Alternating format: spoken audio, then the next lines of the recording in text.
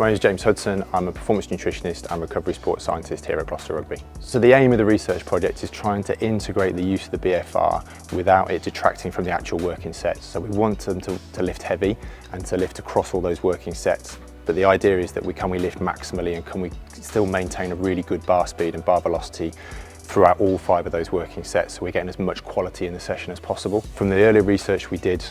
2 years ago now, where we looked at the pre-ischemic conditioning by using the BFR before they lifted, we noticed that players, when they were lifting heavy, their perception of effort was a bit lower, and we also saw in the backs that their bar speed was a bit higher, and there was a meaningful difference in their bar speed when they were lifting slightly lighter loads. So we wanted to look at whether actually we could integrate that into the session rather than necessarily having to do it prior to the training session starting, so it almost becomes part of that working set. And we get the benefits that we saw there in terms of maintaining velocity and the quality of lift, but across all those working sets at a high load. We're trying to optimise the session, but also try and create that environment in the muscle of hypoxia and that saturation of the muscle with all those metabolites from the working sets that we get if you applied the BFR during a working set,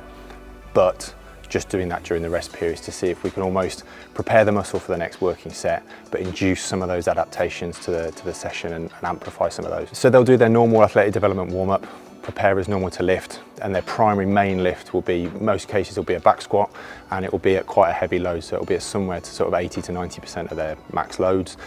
for sets of 5s, and we've got 5 sets of 5 across that. On some of the sessions they'll have an open set at the end where they might do a maximum number of reps as long as they maintain the bar speed as well, which helps us to look at whether they can maintain that speed of movement and the quality of the sets all the way through their work in the gym. And they'll have their supplementary lifts afterwards. So what we've done is use that sort of 2-minute rest period in between working sets to apply the BFR, so they can simply just strap in, catch their breath, move around the gym ready for the next set, and then unstrap and loosen off before they then go into the next working set. So we've got a kind of crossover in terms of half the athletes are applying a full BFR strap occlusion, with some of the athletes, then half the athletes just prescribed as a sort of sham condition with a low level 1 strap. The idea is that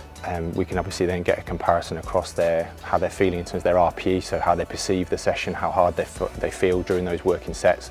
We're looking at the average bar velocity across those working sets through all 5 sets and recording that. But then we're also looking at some girth, so we've measured quad, calf and glute girths to try and look then, are we going to see any increase in that muscle volume as well, cross-sectional area potentially, as a bit of a pilot towards looking further down the line at whether it can be applied to a larger number of players potentially, and looking more at that muscle growth as well as that strength adaptation. The biggest points of interest for me are, what is the athlete's perception of how they're feeling during the sets? Are they feeling that actually their perception is they're getting a benefit in those later sets and they're able to keep moving the bar with really maximal force?